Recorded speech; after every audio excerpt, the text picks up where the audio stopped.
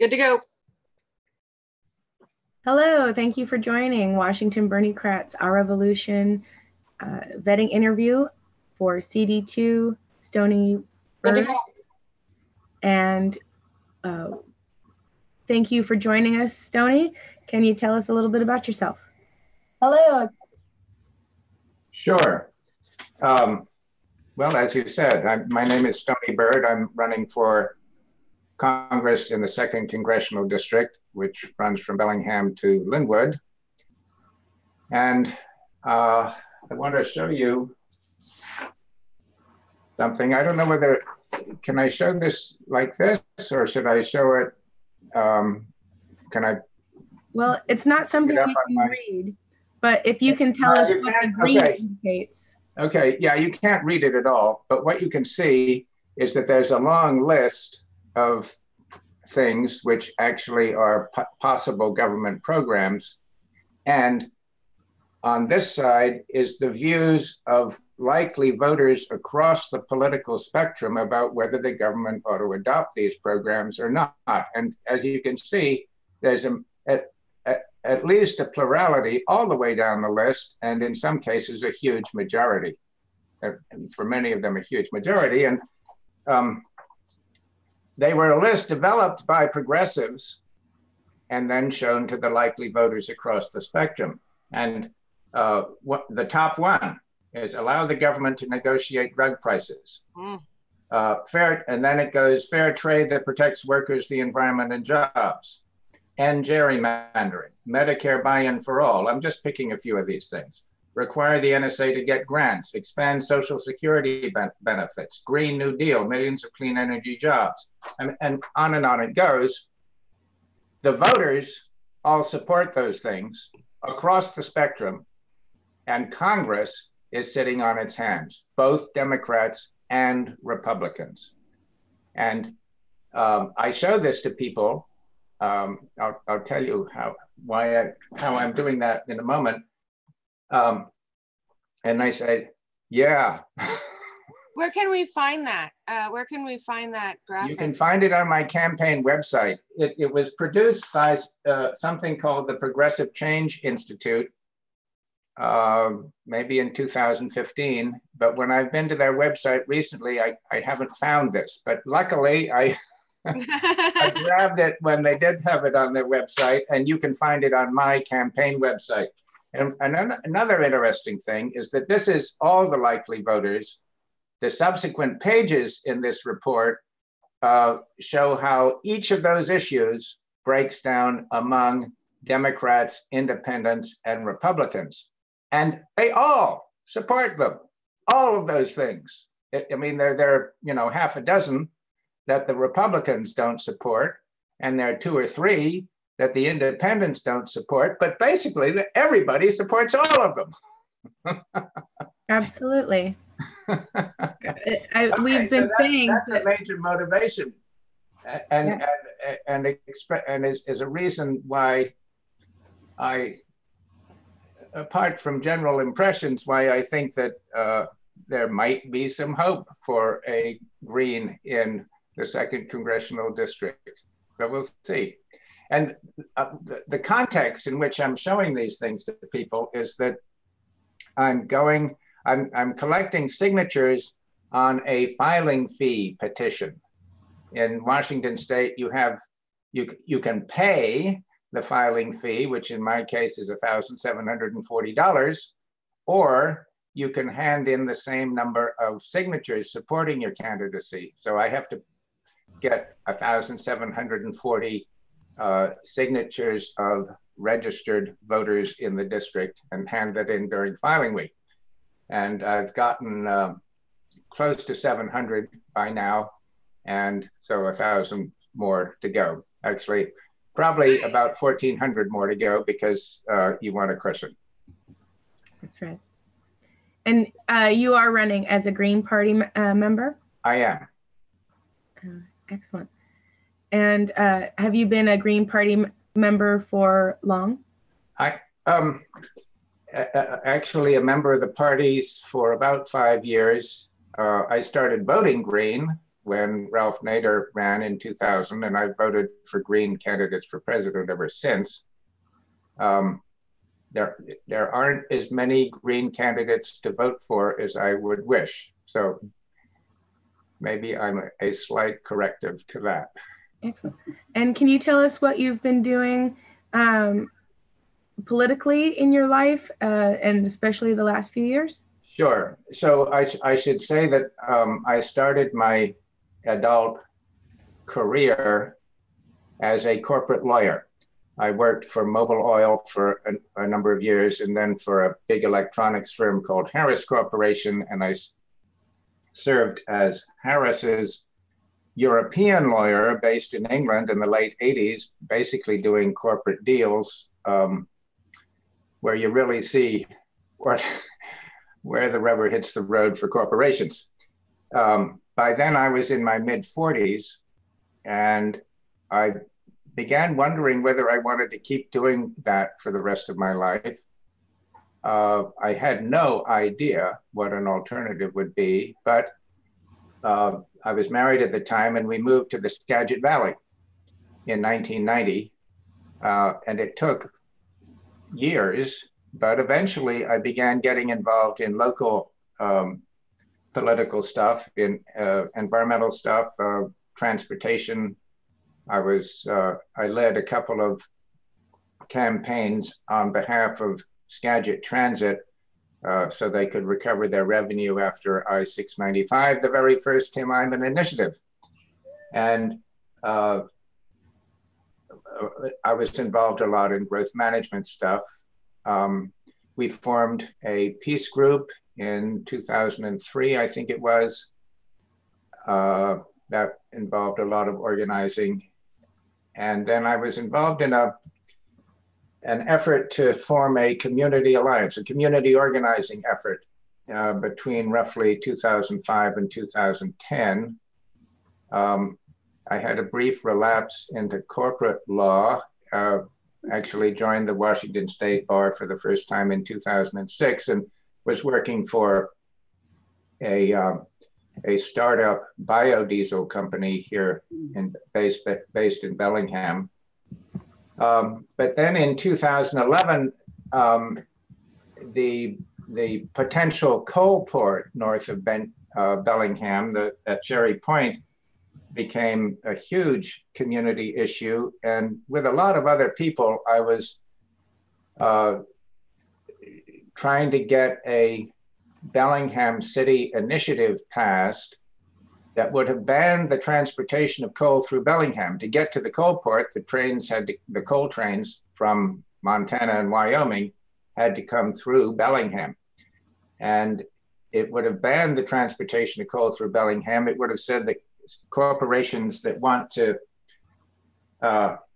transport coal through Bellingham are not legal persons and don't have constitutional rights. It would have said that the ecosystems of Bellingham have a right to exist and thrive independent of their utility for humans.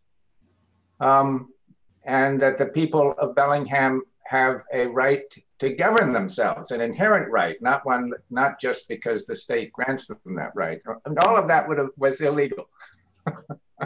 Okay. And the courts told us that it was illegal and we couldn't have it.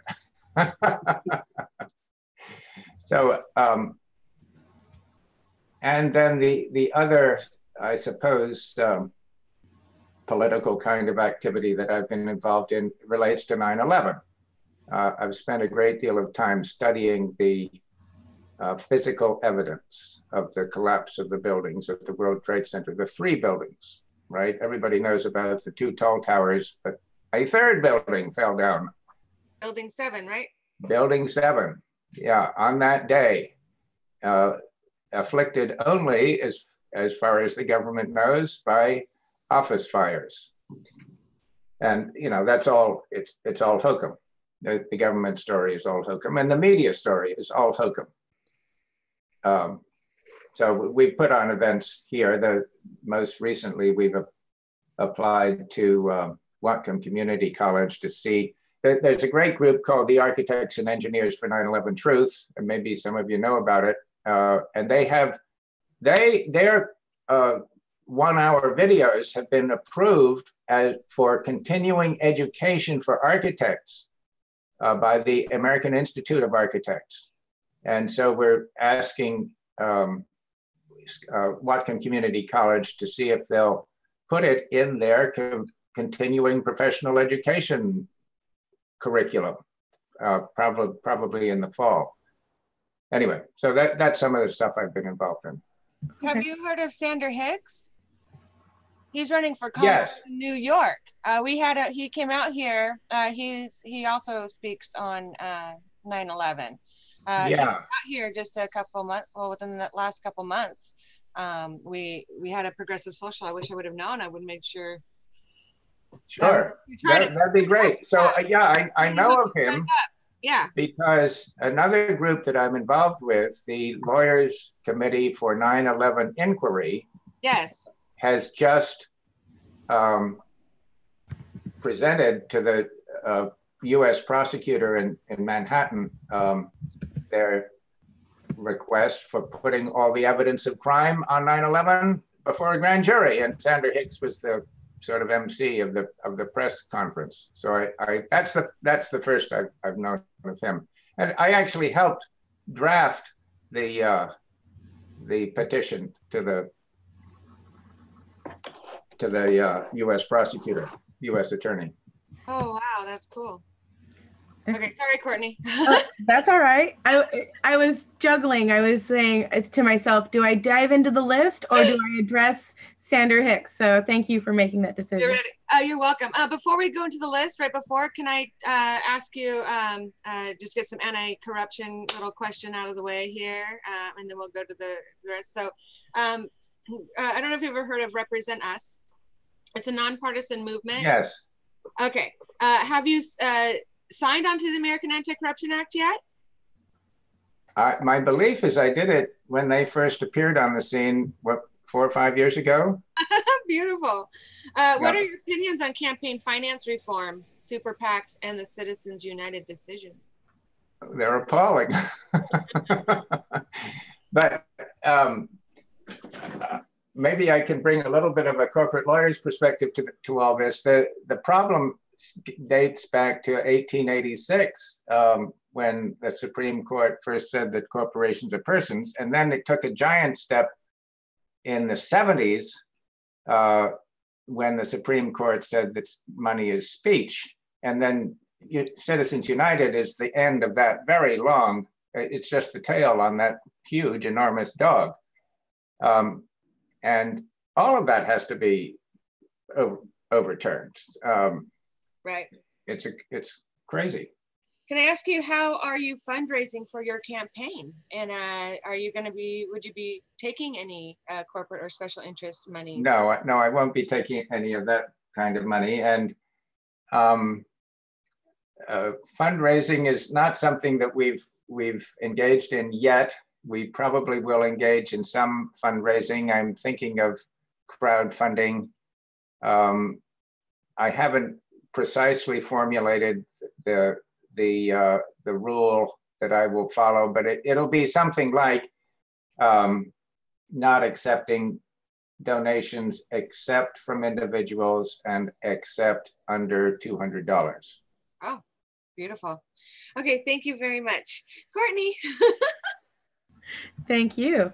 All right, so we have this list that we like to go through, and we can just go, the question is, I'm going to name something like healthcare, and then I'm asking if you think that should be publicly funded or a private enterprise or some kind of combination.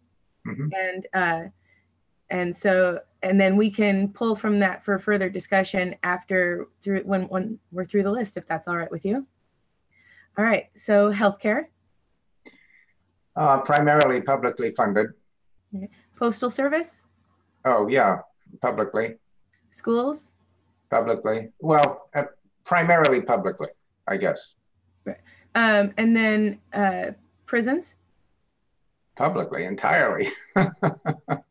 Social Security? Publicly. Okay. I mean, not that you would. There's a place for private pensions if people want to set that up, but Social Security ought to be the core of it. And foster care?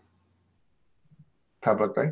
But I mean, all of these, I mean, there's sort of another region where it could be privately funded to some extent, but there has to be a core public program. Okay. Childcare? Same thing. Utilities?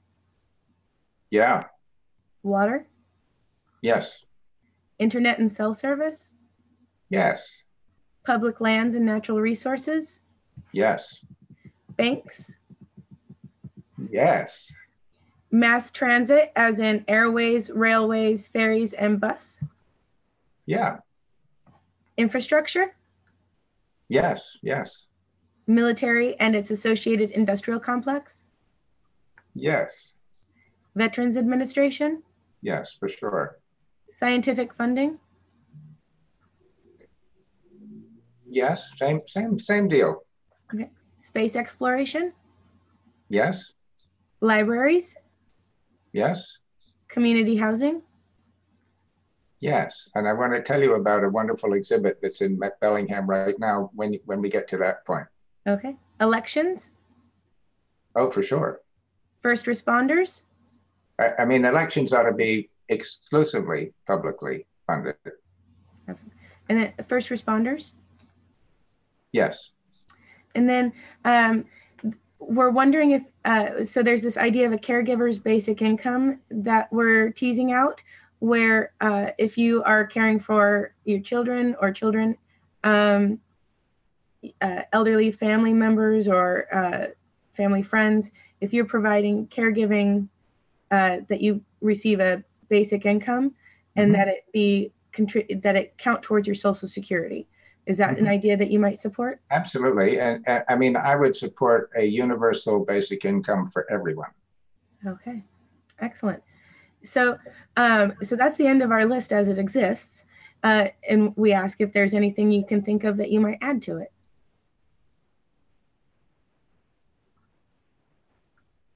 Nothing occurs to me this minute, but maybe something will.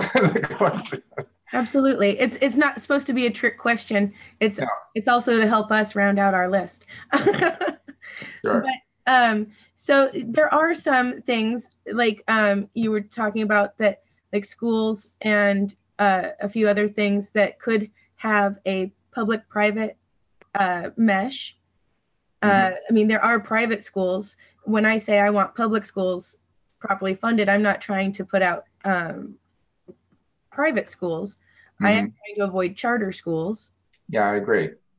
So I mean, if you could, it's fine to have private schools, but then they shouldn't get public funding. Right.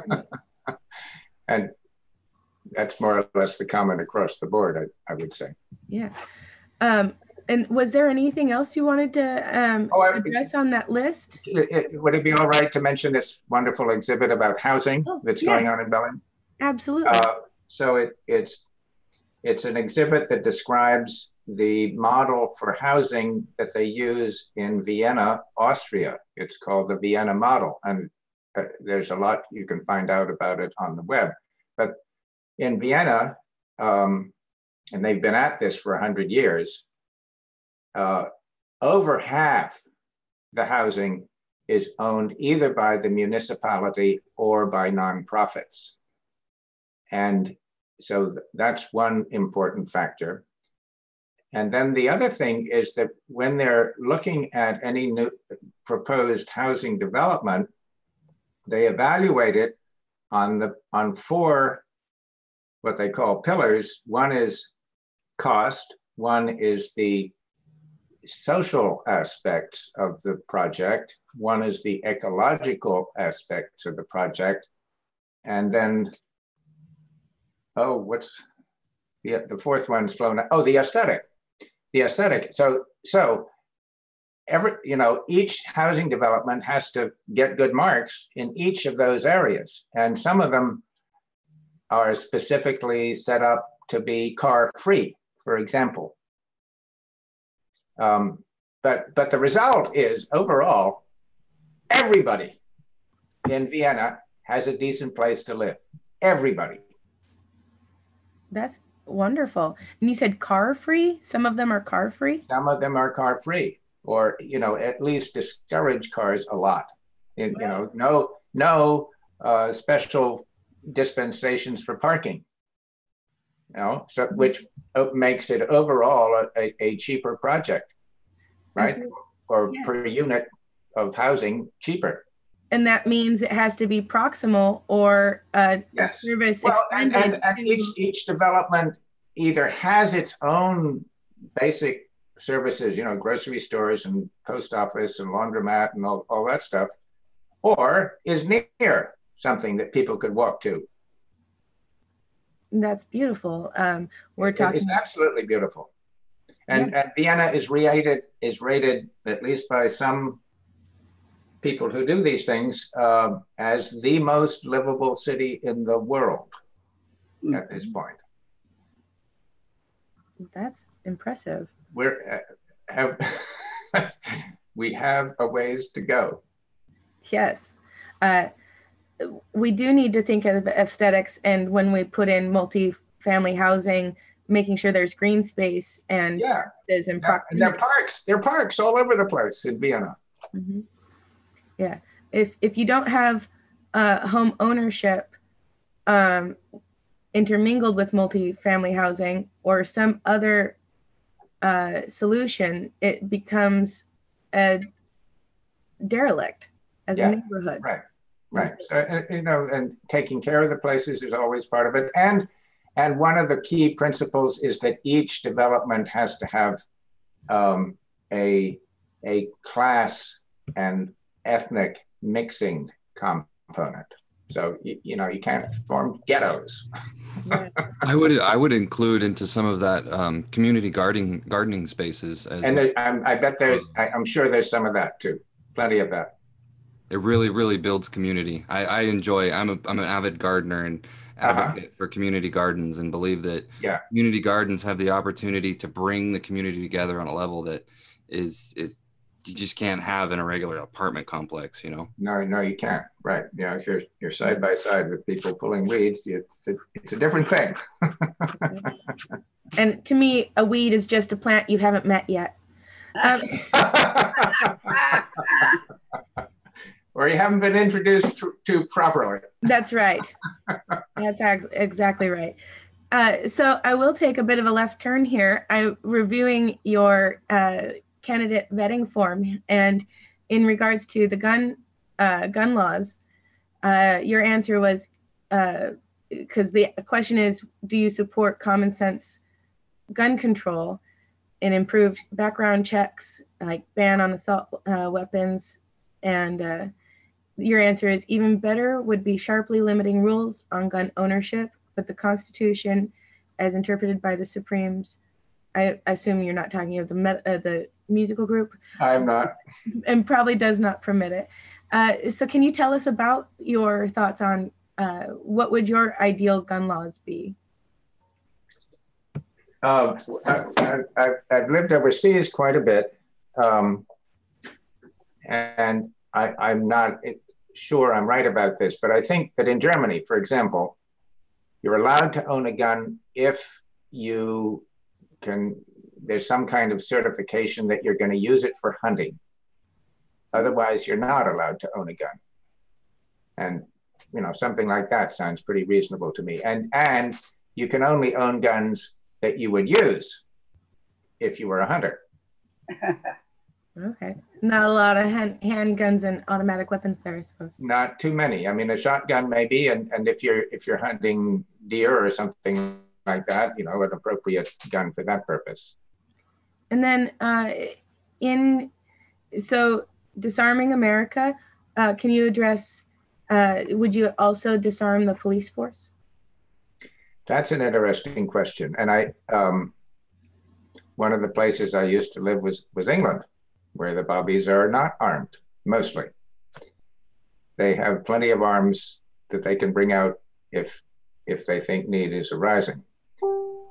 But I think it would, for most purposes, cops don't need guns. And it would produce just a different atmosphere in any interaction between the police and people if they didn't have guns. Absolutely.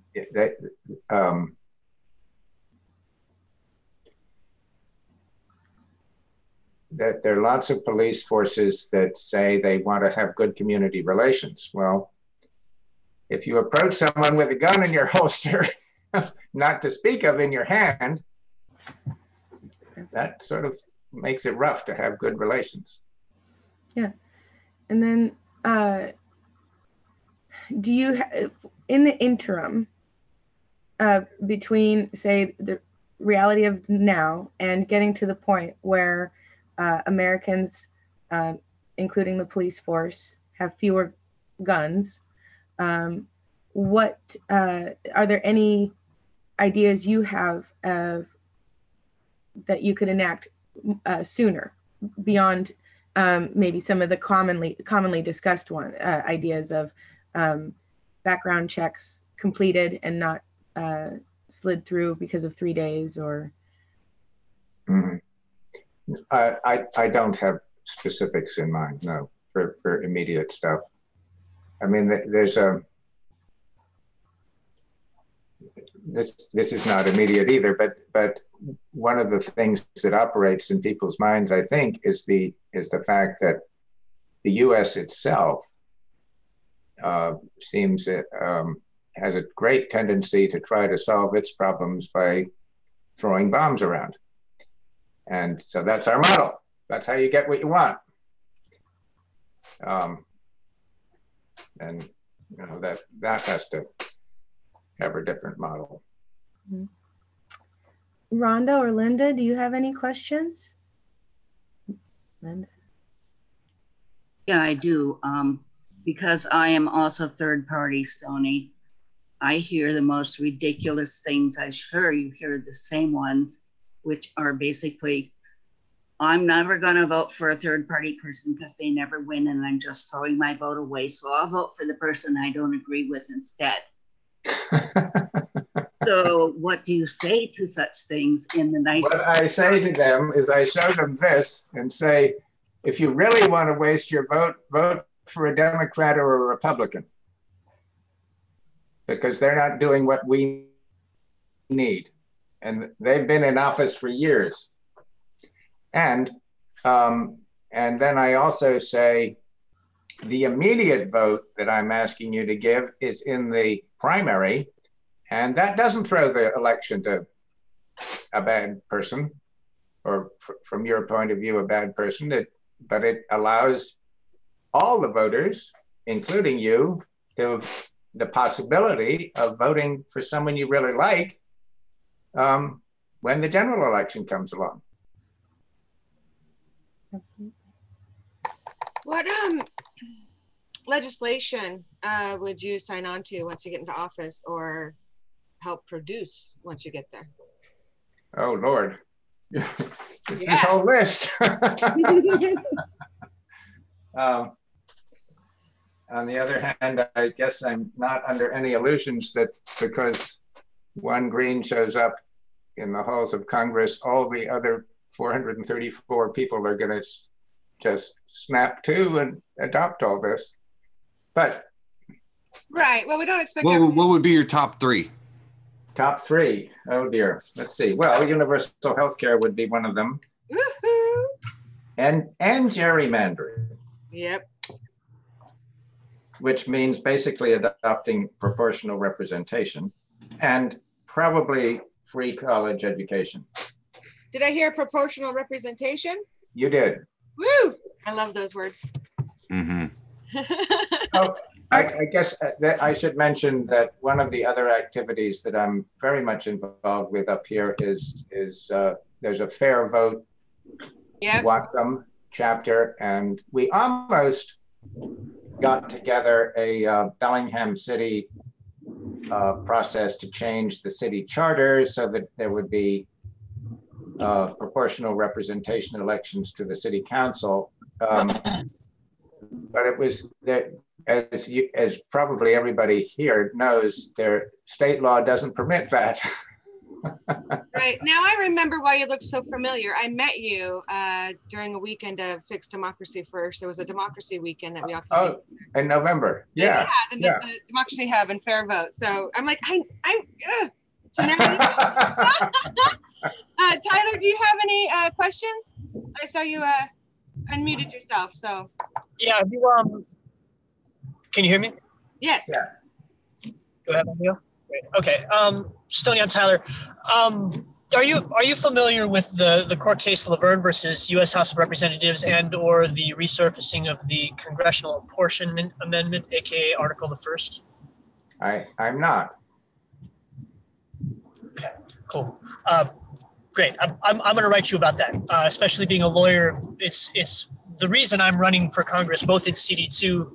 Previously, to finding out that you and Colin were both running in CD2 and in CD6, the reason I run is to draw awareness to this issue. Basically, in short, the original First Amendment said that we would get one federal representative for every 50,000 persons, which would increase the House of Representatives. Oh, yeah. So, if you about your maybe I'll show you some information about that. You're cutting out a lot. I think we should touch base about it later. If you're not familiar, I'll some information and ask you questions. I think you mentioned it once when we talked before. But yes, send me the stuff. That would be great. Okay, I will. That's all I have for now. I'm gonna be out of cell range in a second here. Thank you, Tyler. Charles, you're with us. You haven't asked any questions. Do you have any questions for Stoney?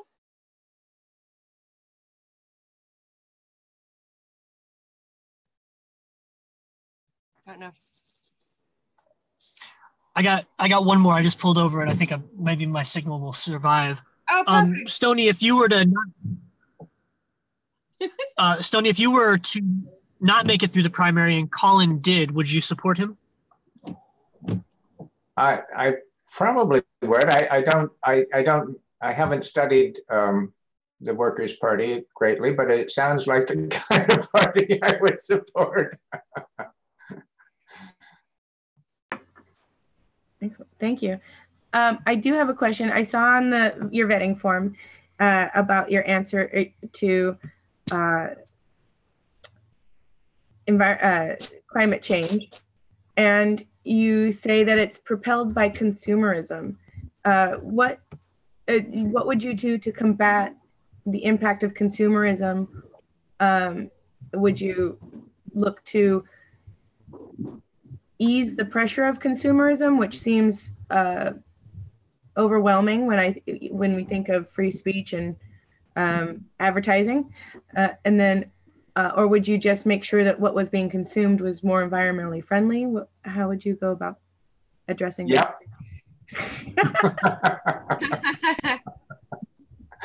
I mean,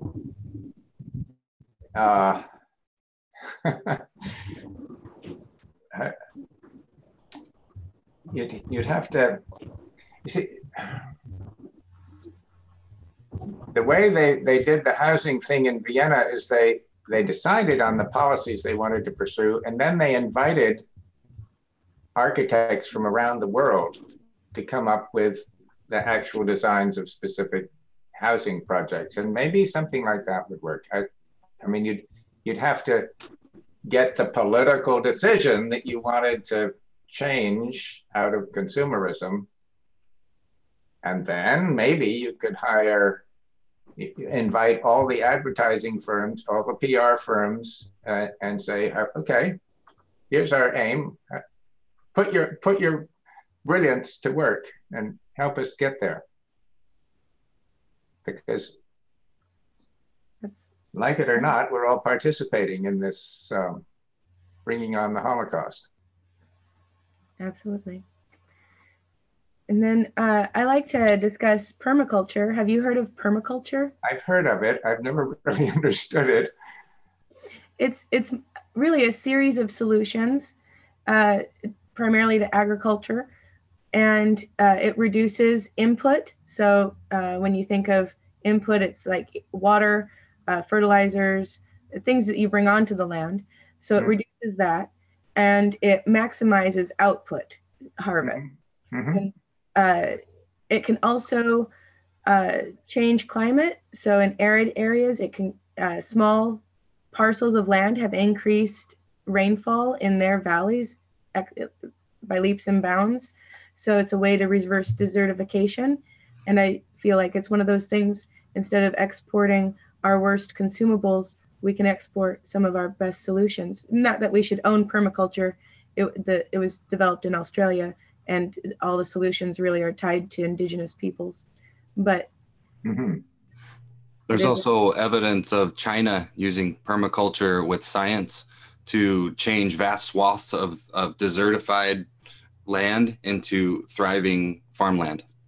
And there's been studies that go along to correlate with everything that Courtney's saying about permaculture as well. Yeah.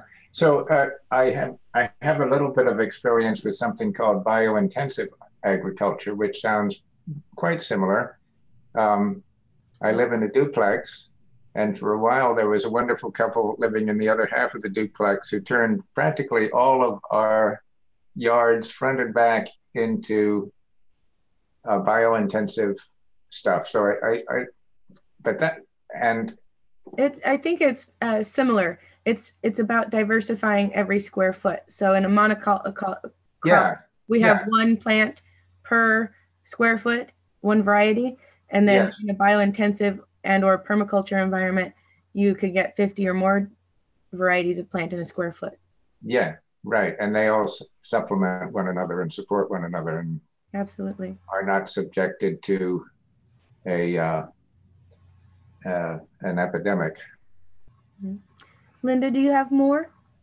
Yeah, I do. I'm trying to decide between two of them, but I think it's more important to talk about the reason we have so much poverty at the rural and urban level is lack of land, because there is this idea that if you own land, you can do anything you want with it, regardless of what happens to your neighbors because of your behavior, because ownership makes you a little god in your spot, and because certain people shouldn't own land, mainly Native Americans.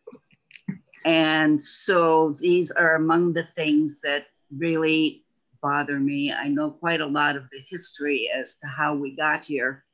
I want to see us undo it and start allowing people to have enough land to actually live on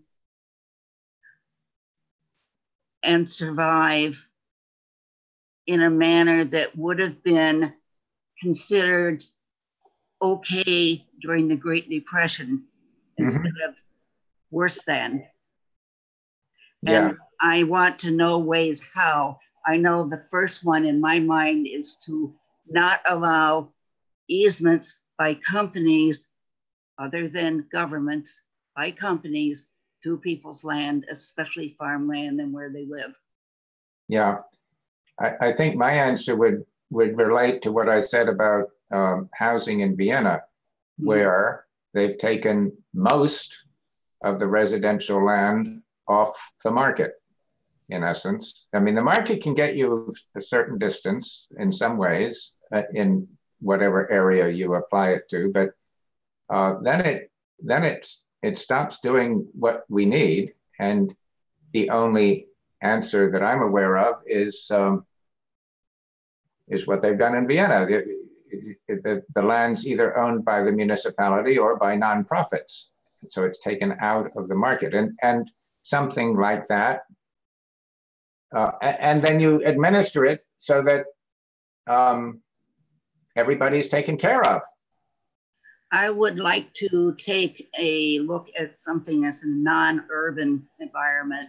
Idaho has been doing this in the last 25 years or so, not as intensely as I would like, but people are buying back and rebuilding the ghost towns. Oh. Good. Very interesting. Right. I want a ghost town. Yeah. Me too. And where do you, with DACA and immigration issues, can you talk about your views on that? Oh, well, yeah. Everybody ought to be offered citizenship. The root of it all is these damn trade agreements, which basically put Mexican and Central American farmers and manufacturing workers out of business. And so they came up here. Yeah, but the example that I keep thinking of in this context is the European Union. And they set up, when they set it up in the 50s, they said there were going to be 4 freedoms. The freedom for businesses to establish themselves all over the European Union, the free trade and the freedom of movement of goods, the freedom of movement of money, and the freedom of movement of people, because they realized that with all the other 3 freedoms,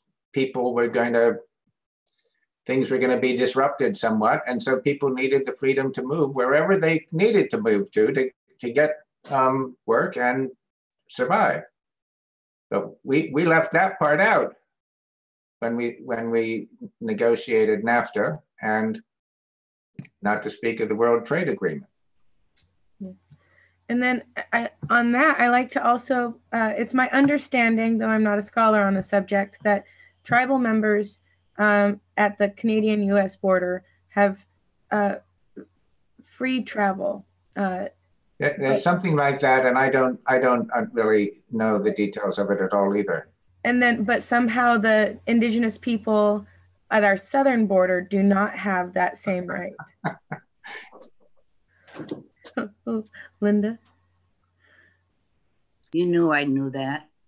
So basically, they have to have a passport from their own tribe, which means they have to be a citizen, which means the BIA has to approve both their tribe and their family line. I see. This is on the southern border? Yeah. I don't know what the indicators are for Canada. I have a feeling that because of the way the law is written, there is a lot less interference. Although there was quite a set too when they tried to close things off for the Iroquois Nation North. So one of the things we need to be aware of is they have rights, but the rather pathetic joke is Native American tribes are sovereign except when they're not. Yeah. And it's so funny. Right. You're right. But those passports should be valid. You bet. Absolutely, they should be. So Stoney, what got you to run? What made you say, you know what, it's time? What made you say, I'm going to run for Congress? My friend Scott Thompson called me up and said, Stoney, why don't you run for Congress? What were his reasons? No. He said, Stoney, what would you think of running for Congress? Don't answer now. I'll call you back in a week. I love it. And the darn guy did call me back in a week. But that's a sort of a silly answer. But but it's part of it. I mean, someone asked me. See, that's important, I think. So thank you for pointing that out. But beyond that,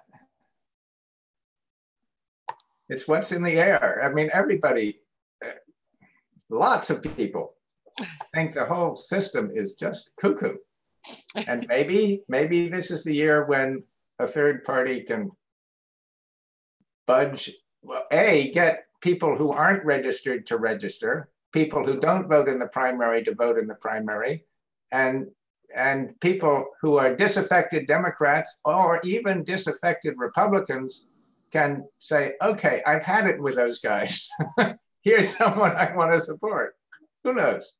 What are some ideas do you think we could do to help increase voter registration, not just registration, but actual turnout? Do you have any ideas on ways we? Yeah.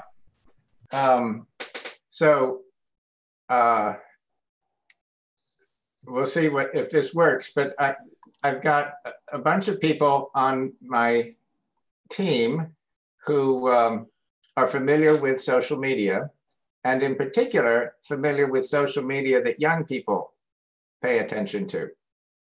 And, I don't know anything about those things, but they say they do. And I mean, one of them is my daughter, and she's a student of art and design at Western Washington University, and nice. Actually designed a button, which I don't have in front of me. But she and a couple of friends have produced a list of all of the student groups at Western and at all of the other colleges and universities in the district that they're going to get in touch with, and get in touch with the students through them, and generate conversation and information and the importance of registering and then voting in the primary. The primary is the most important, actually. It is, especially Washington State. And there's a problem with the primary because it's in the summer, right, when all these schools are out of session, and the students aren't living where they registered. If they registered while they were at college. Oh. And that's actually something I've never thought of before. So thank you for bringing that up, because I never even. Well, I had a coffee with a guy who's been involved a lot in political organizing up here just this morning, and so and the ballots, when they're mailed to the place where you're registered, are not forwarded. So you can't just leave a forwarding address and have it passed on to where you're now living. What you have to do when you pack up your stuff as you're leaving college for the summer, is re-register in the place where you're going to be living on the, when the ballots are mailed out at the end of July. And then the thing will get to you. So we've got, one of the things I want to do is see if we can't get something going along those lines in all of these colleges. That would be nice. So one of the things that this friend I just had coffee with did is work with the student government at Western so that they have a person actually on staff. The student government has a person on staff whose job it is, when students are moving into the dorms in the fall, to have people there registering them to vote, right? Just as they're moving in.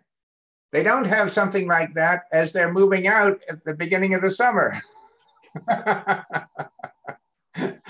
I don't know the laws. So if say that somebody goes to a university in Washington, but then goes home to like California during the summer, they would not be able to vote, even though they live here in Washington more times of the year. Could they couldn't get one like forwarded to California, could they?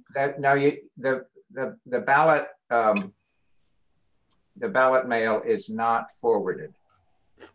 Right, but if they put say they're leaving for the summer and they say, I'm going to put this address for the summer, and it's not in Washington State. I doubt that. You mean that they registered, not registered, but just informed the county auditor, for example, that this is the address I'd like my ballot mailed to? Right. I don't know whether that's possible or not. I'd like to look into that to find out for sure. There is some residency issues. I think you have to be a resident of Washington officially, not just residing there. I mean, you can be a resident of Washington and spend the summer in California and still be a resident. That's that. Absolutely. But whether the county auditor would be allowed or willing to send the ballot to an address at which you are not registered, I don't know. I'm skeptical. Yeah. I don't know. Right. I like, yeah, something to find out for sure. Because when they do something with overseas in a way, right, to be able to vote. Yeah, they do. So yeah, I'd like to see about how we can make sure that happens with our students. Oh, sorry, Linda has her hand up. Go ahead, Linda. Hi. Absentee voting registration is what you might want to ask about. And be specific. Give them a case where the student is a non-resident tuition payer or a resident tuition payer. Okay. Yeah. Thank you, Linda. And I'd love to hear what you find out. Right. Oz, we haven't heard from you yet. You always have good questions. You ready? Or while we're waiting for him, Brian, I think, has some for you while we're waiting for Yeah, I have a couple of ones based off of the vetting form. So I just wanted to know if you can elaborate on your meaning, how you would change how we relate to other countries through our military. Well, I would hope it wouldn't be through the military. From my past, I guess, in the facade of growing up is that we were a force of good, right? Oh, yeah. And that's how I interpreted that we were supposed to be relating to other countries through our military, was by sending them supplies, helping them out when they have disasters, coming and giving aid to the needy. I mean, throwing bombs, of course, is that I believe absolutely wrong. But how would you go about it? Well, it's not clear to me that you need the military to do those humanitarian things. That's one point. And I don't know the percentage of time that the military spends doing humanitarian things. I doubt it's very great. I mean, it's sort of like what I said about the police. Here are all these guys with guns and bombs and tanks and why is that our relationship with everybody? Totally agree. So I have one more. You say that jail's not the answer. What is the answer? Well, it depends on the person.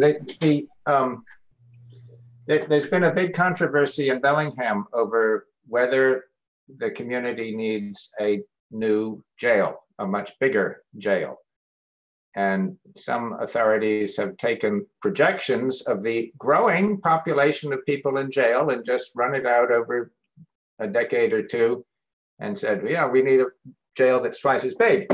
Well, then you learn that 70% of the people in the jail at any given moment are there simply because they can't afford bail. They have not been convicted of anything, but they can't afford bail. So they're in jail for poverty. And they've lost their job, they've lost their apartment, their furniture's on the street. They may have lost their family because, they're out of commission for, it can be months, that we're supposed to have a speedy trial idea, and it doesn't always happen. So there are all those people.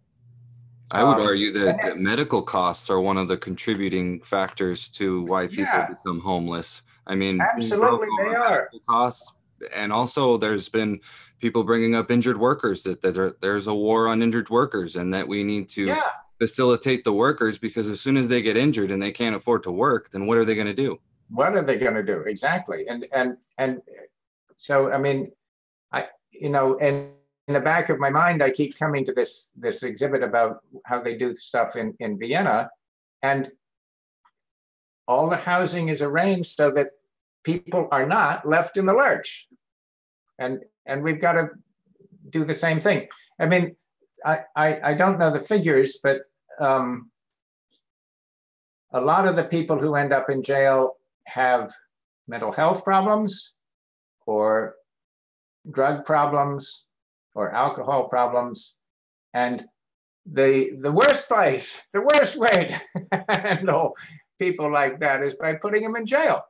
I mean, apart from anything else, the jail has some kinds of services for people like that, but not nearly what they need.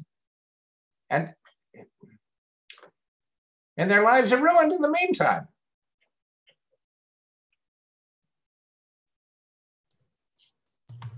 So, yeah, it's sad, but I look forward to you being something to vote for. So to go back to what you were going at earlier, is that we need to have something to vote for, not against. So I appreciate the direction you're heading, and thank you. Thank you. So with all this, what about all this nuclear stuff? So Hanford, and we got Fukushima, and give me your overall thoughts about this. Some say it's cleaner energy, of course. Well, in a certain twisted sense, it is. Right. So, I mean, you lift off the global warming stuff when you add in the how do you handle the nuclear waste when you're done with it? And yeah,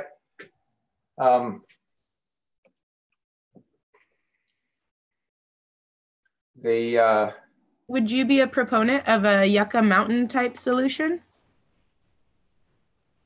I don't know enough about it. I know that there's a plan to put nuclear waste in Yucca Mountain, but I don't fully understand how secure that would be over decades or centuries or however long it needs to be secure. Millennia. Yeah, probably. It's like forever, I believe. Yeah. I just, that's just something that's been coming up again. I mean, there's a principle that has been adopted to some extent in Europe, which is that when a manufacturer makes something, the manufacturer is responsible from cradle to grave. In other words, when people are finished using whatever the thing is, the manufacturer has to take it back and, with luck, reuse it, and at least dispose of what's left in a fully safe way. And maybe we could adopt that for nuclear stuff. And so if you were making power with nuclear fuel, you'd have to live with the nuclear waste. You'd have to make sure it was okay. Yes, Linda. I wanted to ask you, Stoney, you're probably aware that most of the nuclear messes are not made by private companies, but by the government. Yeah. And they're not so great about cleaning up after themselves. One word, Hanford. And so no matter where they put the stuff, they're not going to take care of it. And yet they want more and more and more. And every time I wonder how much more of my Social Security is going to go to pay for their crap. So this ties two questions together. How do we keep them out of our money? And how do we get them to clean up their messes? Well, I'm going to go to Washington and snap my fingers and they're all going to toe the line. Magic. Well, our hopes is that within, preferably 2018, we get enough progressives in to start making some of those changes. So as you said, you're hoping for more Greens. Of course, I would too, but just to let you know, we have progressives coming in through the Dem Party, the Green Party, there's the Progressive Party, there's Independent now. Yeah. So we got to just keep pushing that, if people are saying, well, one person can't do it, it is not just one person. We are going to be getting in a team of people, and it's only going to start in 2018. So I think we just build that hope with people, like, let's just do it. Don't be shy. Vote for who you would want in there, not who you're told to be put in there. So yeah. I'm looking forward to what's coming up in our future. Oh, go ahead. Sorry. I have a little question. I'm looking at your congressional district, and it is very ocean level. Are there any particular things about your district that you're fighting for because of your area? You know, is there specifics about your area? What are you going to do for your district, not just the nation? Well, I moved to Bellingham in 2011. Before that, I lived in Mount Vernon, and I often went and talked to in public meetings of various kinds about sea level rise. Most of Bellingham is out of range of any sea level rise that I've come across, but lots of the Skagit Valley will be submerged if the predicted sea level rise occurs. And I haven't studied further south than that.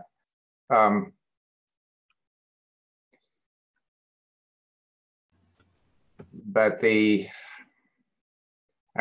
part of this conundrum we've already talked about, trying to get people off consumerism. Mm-hmm. And that's what's leading to the sea level rise ultimately. And that's what we really have to do. And in the short term, goodness knows. How do you feel about veganism and plant-based diet? Yeah, right. That's an important part, because all the farm animals are one of the leading sources. One of the factors of myself going that way. What's that? One of the factors of myself going plant-based was finding out how much damage animal agriculture actually does to the planet. Yeah, right. That's why I bring up permaculture. Yeah. Yeah, for sure. So we're about at an hour. Is there anything that we haven't touched on that you would like to make sure that we talk about? Something that's important to you that maybe we haven't touched on yet, that you want to make sure that people know? No, I keep coming back to this thing, which is produced by gerrymandering. It's allowed by gerrymandering. Because of gerrymandering, the people in Congress, the people in the state legislature basically don't have to pay attention to the voters. They'll get reelected even though they're not doing the things that the voters want, either Republicans or Democrats. But that's the political, the sort of structure of election side of a whole bunch of things. That's why I love Represent Us. Some of their main points are, ending gerrymandering, open primaries. We're fortunate here in Washington State, but we need it to happen everywhere, right? Mm-hmm. And then a ranked choice or a star voting system to help try to get that proportional representation that we're looking for. One of the things that some people don't know is that to get proportional representation in Congress would only require an act of Congress. What the Constitution says is that the states get to choose this time, place, and manner for electing people to Congress, unless Congress intervenes. Well, Congress did intervene in 1967 and said you have to elect people by winner-take-all elections from single-member districts. And they have to repeal that act. And then the states would be, and Congress could say, no, you've got to have proportional representation in the congressional elections. But at least if they repealed the act, the 1967 act, then the states could individually decide to have proportional representation for an individual state's delegation. But Ooh, so we get enough of our progressives in, that is something that we could maybe possibly get something people behind and have that done. Yeah. Yeah. Another reason why to vote progressive. You're here. Yes, Courtney? This has just been fantastic. As a recap, I feel like I've heard a lot of stuff come out of your mouth that we say quite a bit of, that policy trumps party, that our elected official, our voters agree, our elected officials are paid to disagree. You know, so it's just been a pleasure talking to you about this. Well, yes, likewise. Thank you for taking the time on all this. We've got Oz now ready for a question, and then we'll go ahead and get ready to go. Sorry, go ahead, Oz. Sorry, I was playing the devil's advocate for Tamborine Borelli. I was playing the part of a neoliberal and having a debate with her. I tried to get here as soon as I could. Stoney, I used to live in Ferndale, and I was wondering if you had any insights, just your opinion. The Democratic Party in Whatcom County seems to like to go with the establishment without doing a lot of research. Is there something in the water up there that I was not exposed to that caused them to do that? Or is it just the age demographic across the board? I can't answer that question. I haven't been involved in Democratic politics here, except as sort of a somewhat remote observer. I don't. My impression, and is that the Whatcom Democrats have put all sorts of things that everybody in this conversation would support in their platform. But when it comes to actually supporting candidates and things, that they're Democrats. Yeah, that's what I don't get. They're really an oxymoron of what they purport to want to do as far as progressive issues, and they turn around and vote for the exact candidates that do the opposite of what they're for. It's a mystery. I still don't get it, but I have seen you in some pictures up there and some different marches and things, and it's nice that you came today, and I appreciate. I did listen to most of the interviews, so thanks again, at least from the absent guy here. Thank you very much. Not at all. And I was we might have touched on this earlier, but I was actually responding to something too, so I didn't hear everything.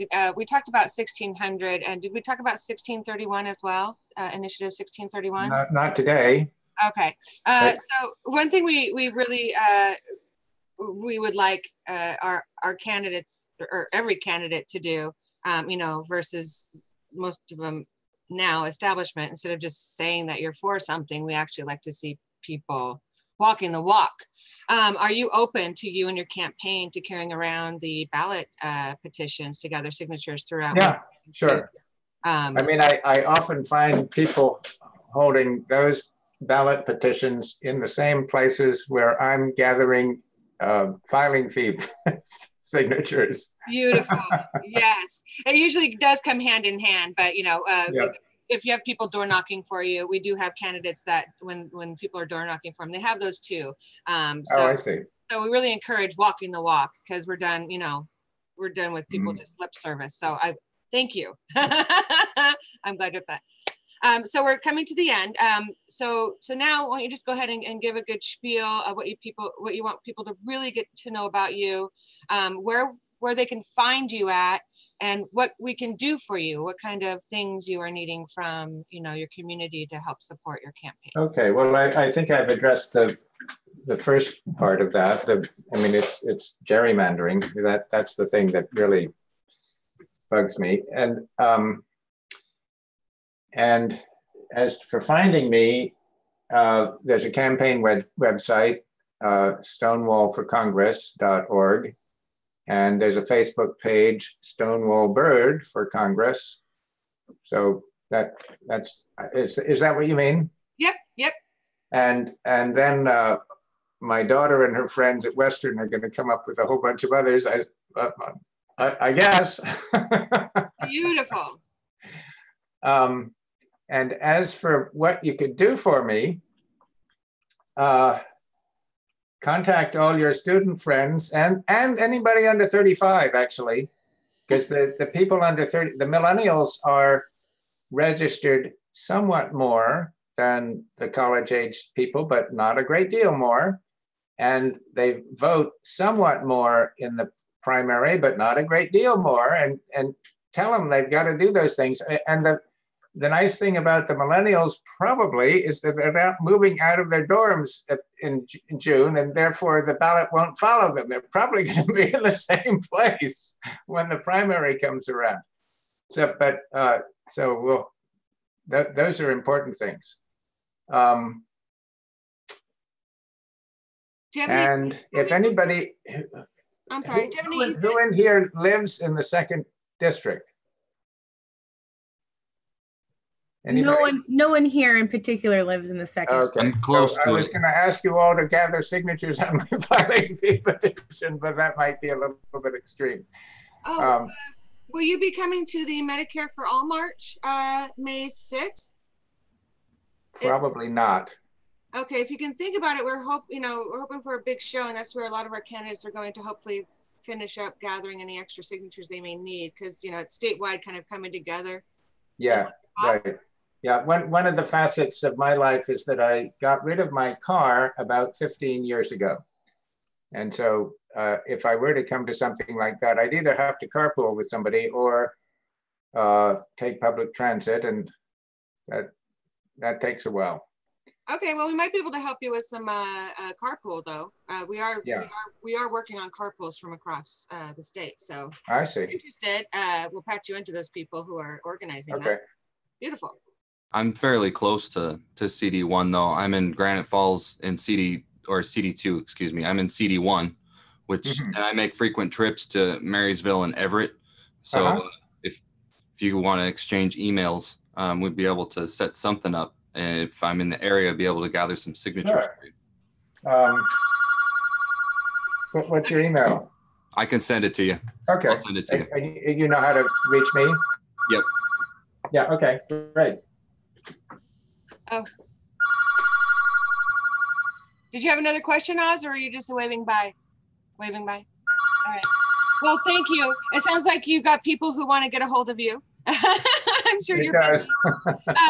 Thank you for your time. We really, really appreciate it. Yeah, not at all. Likewise. We'll be posting this along with your questionnaire on our pages and having people vote on your Bernie-Crat status.